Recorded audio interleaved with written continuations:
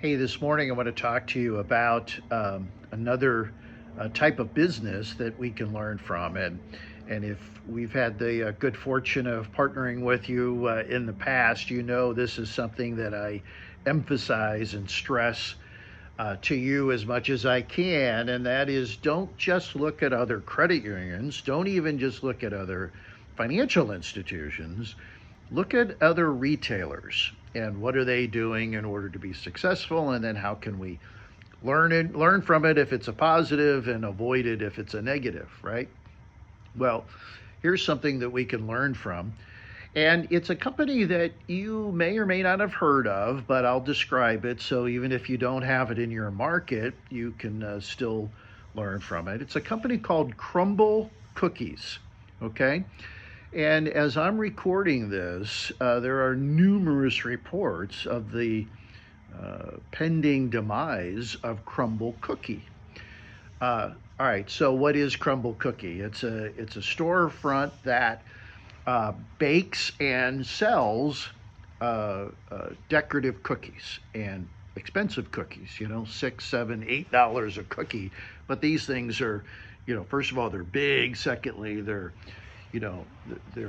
a work of art in some cases. They're very distinctive. And they've been around for, I don't know, 5, 6, 7 years. And they were all the rage. And if you go on social media and certainly Google it on YouTube or go on YouTube, you can see for years there have been people that have been posting videos about CRUMBL Cookie and how awesome this cookie is. And, some of them every week they would, talk about the menu of cookies and taste test each one of them and so forth. Okay. This was a high flying business. It was an extraordinary concept and was being applied very successfully. What happened, you ask? Okay. Well, CRUMBL has a business model where every week they change their cookies.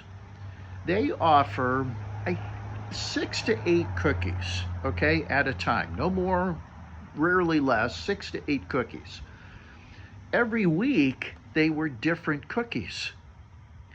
So if you think about that, on one hand, there was great excitement, as I just alluded to. People did videos like this on the CRUMBL Cookie offerings for this week, okay? Great excitement, great fandom around CRUMBL Cookies. The downside to that is people got confused. People would get disappointed. Hey, I really loved that cookie from last week. Why can't I get it this week? Why did you change it on me? I love that. I even came here 3 times last week to get that cookie. I want to come back 3 more times this week, but no, you're telling me it's not available. That's proven to be a real negative for them. Here's another negative, and I think this one in particular is going to strike home with some of you. I described CRUMBL at the outset as not just a seller of cookies, but also a baker of cookies. They made the cookies in each of their stores. They weren't produced in a central location and then shipped to the store. They were made right there. And if you've ever been in a CRUMBL, you can see the kitchen, so to speak, right behind the counter there, where those cookies are being produced. But every week, the employees had to relearn how to make these cookies because every week there were different cookies to be made. And so what that meant was their employees, had to be accepting of this challenge and this change. And I don't have to tell you that many people struggle with frequent change, okay? Many struggle with occasional change. So that was hard, but then also the quality of what they produced. And this I never thought of until I watched some of these videos.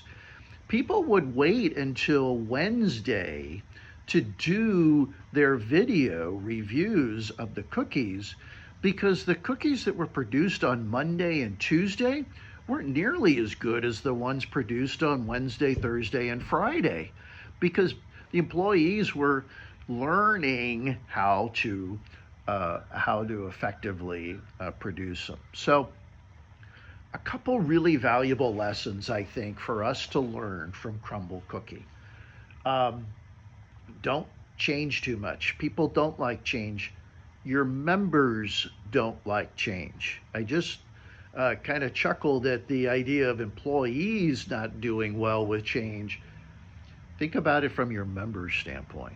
Don't change too much too often. Okay? And I guess back to, the first thing about CRUMBL, try to keep things as simple as you possibly can. Don't overcomplicate the wheel. We're in the people business, all right? We're in the business of providing financial solutions to members, one member at a time. And if we keep our people focused on that instead of changing up the menu every week and expecting them to learn 6 to 8 new cookies every week, keep them focused on that singular goal, I think we're going to be far more effective. So I hope CRUMBL survives, but in order to do that, they're going to need to change, and we can learn from that.